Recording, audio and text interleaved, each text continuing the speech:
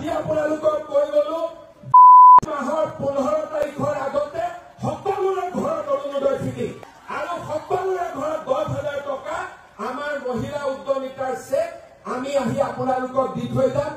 নিৰ্বাচনৰ আগমুহূৰ্তত মুখ্যমন্ত্ৰী হিমন্ত বিশ্ব শৰ্মা ছাৰে এটা ডাঙৰ ঘোষণা কৰিছে আৰু এই ঘোষণা হ'ল মুখ্যমন্ত্ৰী মহিলা উদ্যমিতা অভিযান আঁচনিৰ বিষয়ে।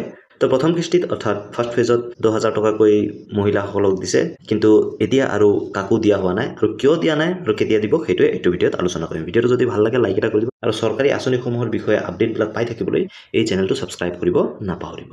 তো এইটো ভিডিঅ'ত আপোনালোকক দেখুৱাম যে মুখ্যমন্ত্ৰী হিমন্ত বিশ্ব শৰ্মা ছাৰে এটা ৰাজহুৱা ভাষণত কেনেকৈ উল্লেখ কৰিছে যে মুখ্যমন্ত্ৰী মহিলা উদ্যমিতা আঁচনিৰ পইচা কেতিয়া দিব আৰু কিমান তাৰিখে দিব।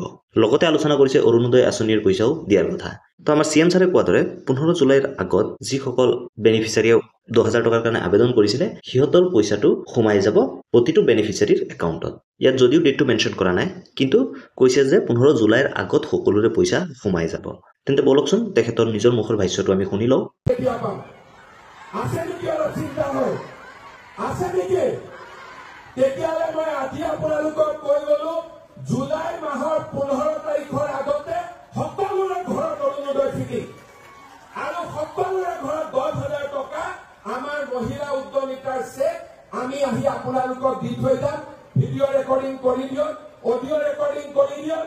15 জুলাইৰ আগতে সোণাৰীলৈকে আহিম, আমি ডিমলৈকে আহিম, নাজিৰালৈকে আহিম, শিৱসাগৰলৈকে আহিম আৰু আমি মানমৰালৈকে আহিম আৰু সকলোকে 10,000 টকাৰ চেক আপোনালোকৰ হাতত আমি দি থৈ যাম।